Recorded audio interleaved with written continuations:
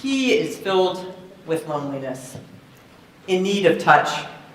He can and does turn on his computer any hour of the day or night, and when he does, he can find someone to connect with at some level, to talk about something he cares about, to even listen to his sorrows. And yet he yearns for a place where he can speak the deepest questions of his heart. And that is not a virtual place. She is filled with dread, real dread, the kind that she imagines people must have when they believe that the world is held by an angry and wrathful God. She doesn't believe that, but she does worry every day about a destructive path she sees us leading towards environmental degradation.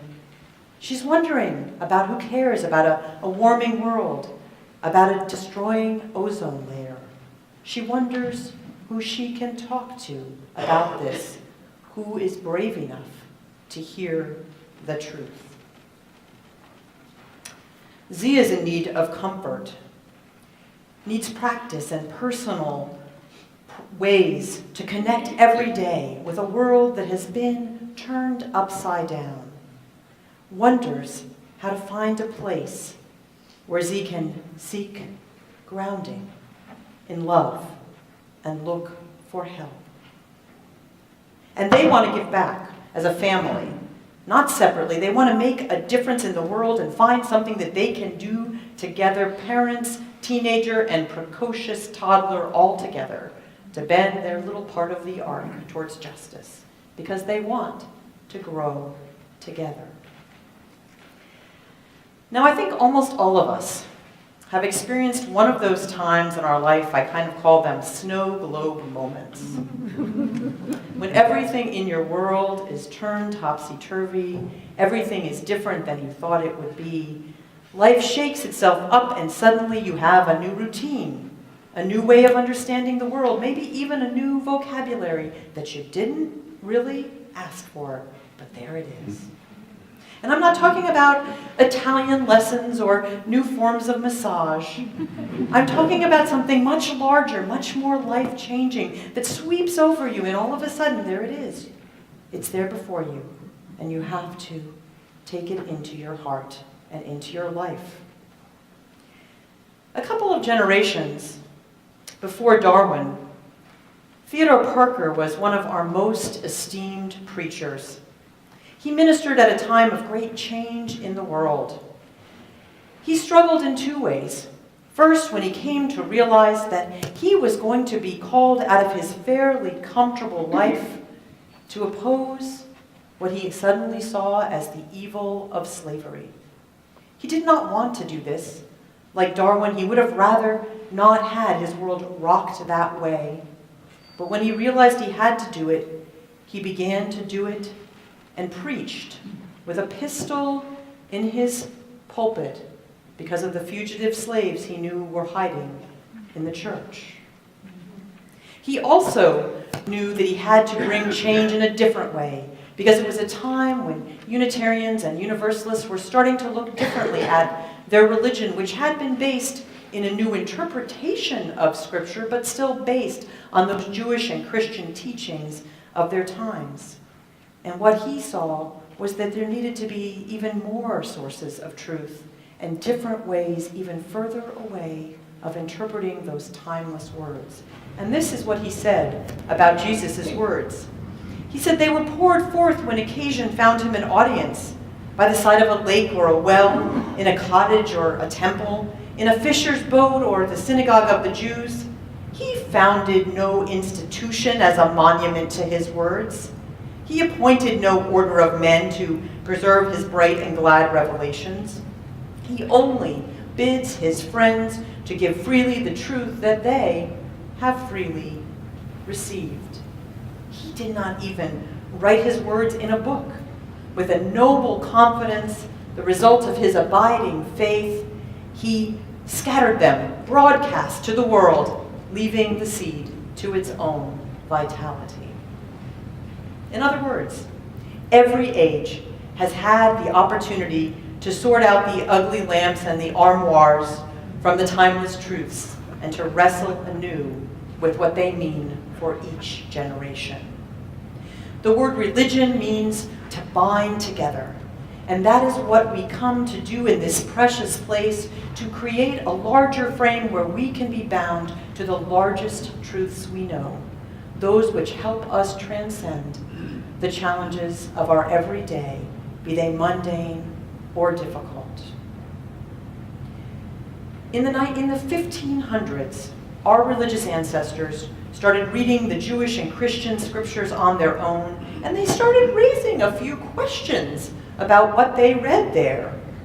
And then in the 19th century, Unitarians and Universalists were, as I said, among those few holy folks struggling to connect new ideas, such as Darwin's teaching, into a frame of meaning that was larger than written scripture.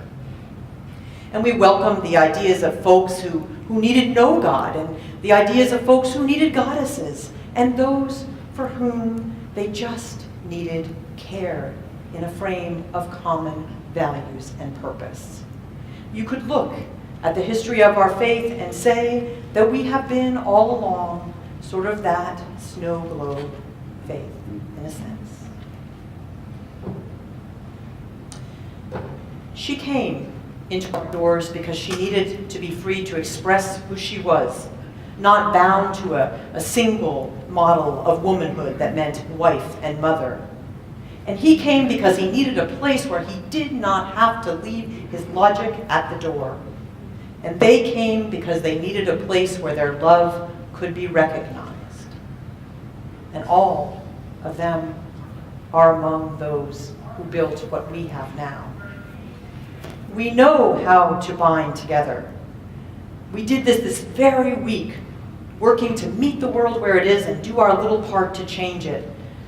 We had people out walking the streets on Monday and Tuesday, putting those last flyers out about Prop 47 from this congregation. And we had people accompanying our beloved elders as they journeyed through our hospital systems this week. And yesterday, 3 of our youth stood before others and talked about how their faith allows them to stand up to those who would bully people because of their sexual orientation or their gender identity. And they were more articulate and expressive and amazing than you can imagine. Now, some might say that each age imagines itself to be the seismic age, but in terms of organized religion, we may very well be living in that age. People are leaving organized religion in droves, and they are searching other things that seem more immediate, more tangible, more personal. We as a faith, the faith that has allowed ourselves to be shaken up time after time, cannot be complacent in these times and think that we do not need to look at where we are going.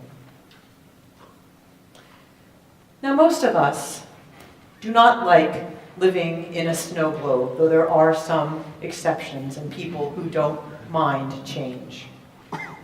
Most people are like me. I get grumpy when somebody forgets to put the toilet paper in the part of the garage where I think toilet paper should go. You know, and when different traffic patterns happen and all of a sudden I can't get to where I'm going. We need to remember that we are as susceptible to the winds of change as other people, and that also we have truths that this world needs for us to interpret in new and different ways. One of my mentors was the Reverend David McPherson. He was born into this faith in 1928, and he has seen a change or two in his day, which he reminds me, as he did this week when we talked on the phone.